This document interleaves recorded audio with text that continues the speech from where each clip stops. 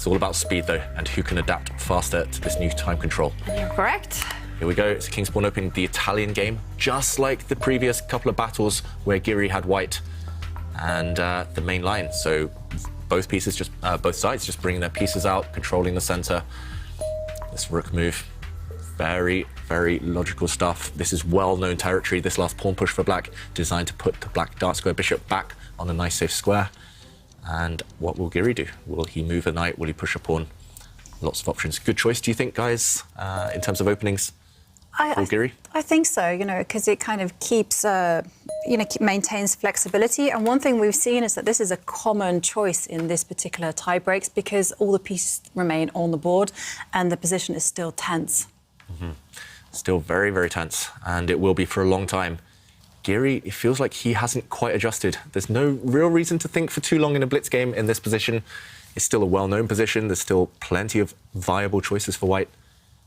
The problem with this opening the Italian game is sometimes too much choice. You can kind of mix and match lots of different plans. You just have to pick one and stick with it. Giri thinking for over 30 seconds. That feels like a rapid type of decision, not a blitz decision. Save those 30 seconds for later.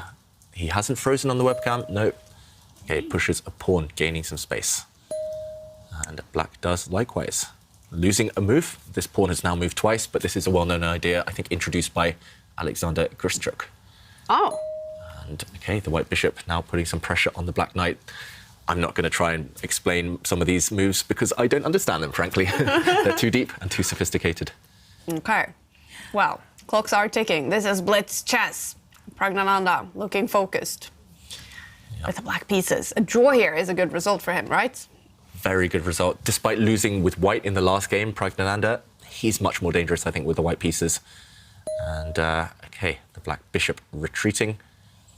I'm expecting white's knight, the knight sitting at home. If you look at all white's pieces on the left flank, they're still asleep. Need to bring them out. One of them has to develop. OK, there we go. Giri spent a lot of time up to this point, though, and no trades yet, no real critical moments have been reached. So what is there to calculate? Yeah. Is that a calculating face Anish is having here? Looks confused slightly. Maybe just trying to motivate himself to speed up. And there we go, Giri speeding up. The white knight is destined to kind of sit in front of its own king. The two knights are going to sit together next door. And the black knight presumably is also going to make a journey. OK, it's done that. Make a journey to the right. Yeah, trade of bishops. Yeah. To trade or not to trade, guys, what do you think? Trade. No, not trade. No trade. No trade. Keep the bishops on the board? Keep the bishops on the board. OK, he says you can exchange, you can trade off, but on my terms. And Giri is hoping that we see a light square bishop exchange so that white can take back with a pawn and open up a line for his rook, potentially. And Simon, who would you prefer to be in this position? It's very tense, right? Yeah, I think it's pretty even. I mean, normally it's the person with more experience in these kind of positions because it's going to be a manoeuvring battle. So I would say, Anish is a lot older. Generally, I mean, at least 10, 20 years ago, you say the guy with experience, but nowadays it's all different. I don't know how many games online Pragg's played in this situation. He could have played hundreds, thousands already. So it's really just... anything can still happen, I think, at the moment, and expect some long manoeuvring before the position opens up.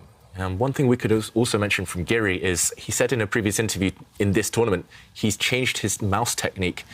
He's no longer clicking and dragging, he's just clicking the squares because he had several mouse slips last month in the Oslo Esports Cup. And yeah, a mouse slip in a blitz game is, I mean, the likelihood goes up a lot. In rapid chess, you can slowly kind of take your time, make the move. You gain 10 seconds after every turn, but blitz chess, mouse slips happen all the time. That's right. So he used to click and then drag the piece? Drag the piece, yeah. But sometimes, I think maybe it's on the Chess24 play zone, it's different from others. Sometimes something might go wrong. Sometimes he's forgotten that he clicked on a piece like 2 minutes ago, and then he drags it, and a different piece ends up on that square. So he's definitely changed his technique. If you click and click, there's nothing that can go wrong. Aha. Click and click. Click and click. And there we go. Look at the knights. Symmetrical. Yeah. Slow game so far, but it must explode at some time because clocks are ticking really fast in blitz chess. Yeah. And this is a very typical type of position. Okay, white is the first to break in the center. This is a very normal type of position, and it's cost both players a lot of time, especially Pragg. Pragg is the lower one on the clock now, 1 minute down. He needs to decide. Do you trade pawns in the center of the board? Do you just maintain the tension? There's no right or wrong here. You just need to move. Okay, well, there we have it. I probably would capture just because I like trades. Yeah. I mean, it's looking, I'd say, quite nice for Anish just because of the extra time. You know, he's now over a minute up. He's got a minute and 15 seconds, and that is important. There is increment, but not as much. If they get under a minute, it's going to be a lot quicker than even the rapid play. So more exchanges, though, occurring in the middle here. Yeah, so now white has an isolated pawn in the center of the board. And we've talked about isolated pawns a lot. Simon's highlighted some ideas over the last few days. White's isolated pawn is a weakness long term, but black and black has good squares around that isolated pawn, but white's pieces are nice and active. That is the compensation. And okay, Anish just slowly improving his bishop. Yeah, this one is still very much rapid chess speed. We will see it become fast and furious very shortly. Only 18 moves played so far. And they've done half their time, haven't they? Yeah. So it's crazy, yeah. I mean, that if they go like this, it'll be over by move 40, because one of them will lose on time.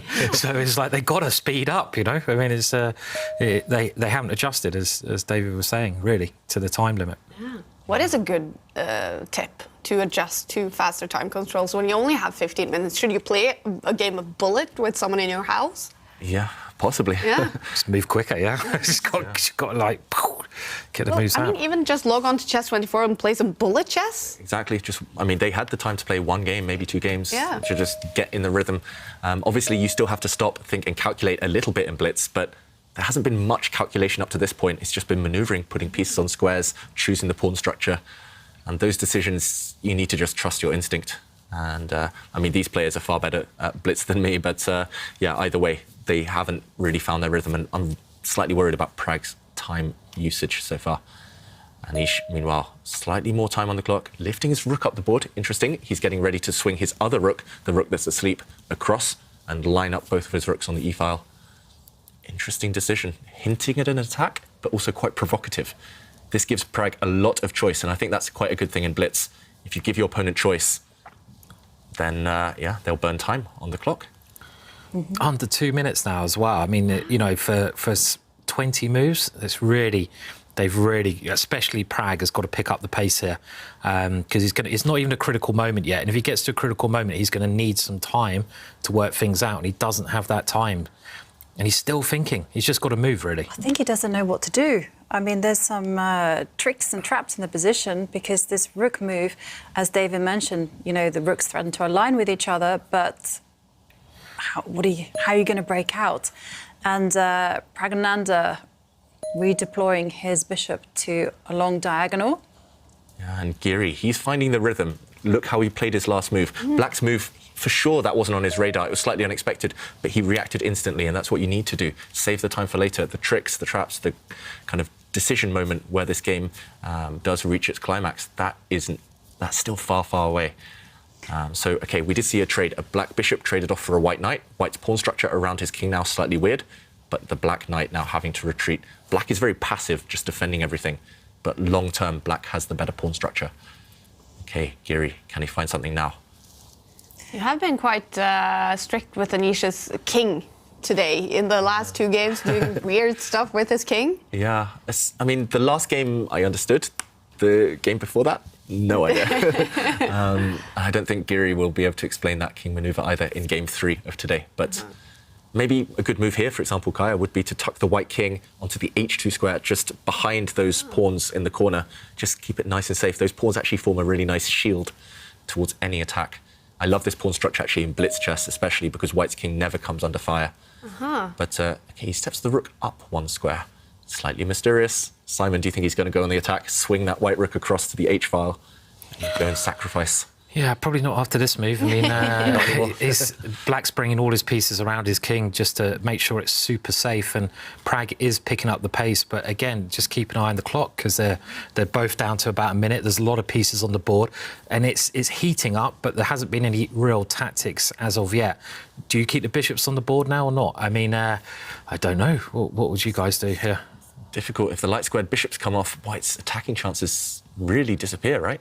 Yeah. But then again, if you allow the bishops to stay on, black's bishop might become a strong piece. Yeah, well, you have to take a decision. I personally, in light of the clock situation, would probably just keep my light square bishop on the board. But yeah, decision time. I have a feeling Giri's going to protect his bishop with a pawn. Yeah, there we go. That's a very Giri type of move. Just maintaining the tension. He doesn't want to commit. If we do see a trade of bishops now, white's pawn will recapture and he gains an extra kind of influence in the center. Yeah, what's a Giri type of move? Like just nice and solid and Nice, keeping things protecting under everything. control. Yeah, Slowly improving. makes sense. Yeah. Yeah. And Under a minute now as well for Pragg. So it's not clear what black does, actually. Black has a whole bunch of moves he could try, but there are downsides to all of them. Also, look at black's A-pawn on the side of the board. The black queen, the black rook are tied down to that pawn. There are targets, maybe, for white's army. Pragg, though, he's frozen. He spent half his time on this one move. He needs to decide. Worst comes to worst, move your bishop. Trade off some rooks. Good move, just cost him a long time. And Giri under 1 minute as well. yeah, it's really going to heat up now. I mean, they've got to pick up the pace. Something's going to happen very shortly, as in there's going to be some explosions, I think, on the board. Do you now take the bishop? Do you manoeuvre? I don't know. You take 20 seconds to make a decision when you've only got a minute left. You know, it's they've got to go quicker. I can't believe the speed they're playing. Yeah. I mean, it's understandable they have been playing rapid chess the whole week, but yeah, they just haven't adapted. And okay, a trade of one set of rooks. That's a small gain long-term for Pragg, but short-term, the black knights are very passive. It's great to exchange pieces here, I think, for Pragg, just lessening the pressure. But, okay, Giri has an opportunity. Under 20 seconds, though. It's incredibly slow. And he's trying to go on the offensive here, but now Pragg is picking up the pace. So. Yeah.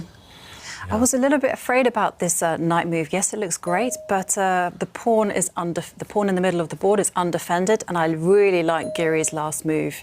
Safety first, protects everything, because you only got 15 seconds on the clock. Yeah, the white king is perfectly safe. That's the ideal formation around the king, having so many pawns around it. Meanwhile, okay, the players are starting to develop their pieces. Everything protected in the black camp, but Giri's going after some pawns, maybe. I like this last move, shifting the focus of white's rook, of white's attack. And the black rook just swings across. Black very nicely centralised right here. Damn. So it's... Ooh. Is he getting ready to sacrifice for that one? Good blitz move, at least. Giri is putting the fear of God into Praggnanandhaa, trying to hint at some sacrifices towards the black king, but Pragg, he doesn't care. He's cold as ice, attacking the white knight. And now the white knight getting booted around. Ooh, from Giri, this is a really risky move. The white queen defending her knight. Can the bishop come and... I think it blunders a piece, yeah? Yeah. I mean, bishop comes to fork, is that what it's called? Yeah, at this time of day, I'm not sure. He finds the best move. We see the Stockfish moves, bishop to e4, as Stockfish says, wins a piece. Double attack, simply winning a piece now. And Anish Giri leans back, he simply blundered. The queen and knight were under attack at the same time. He lost his queen there. He was about to emerge a piece down, and he resigns. Wow, Pragg, with the black pieces, takes the lead in the Blitz tiebreaks.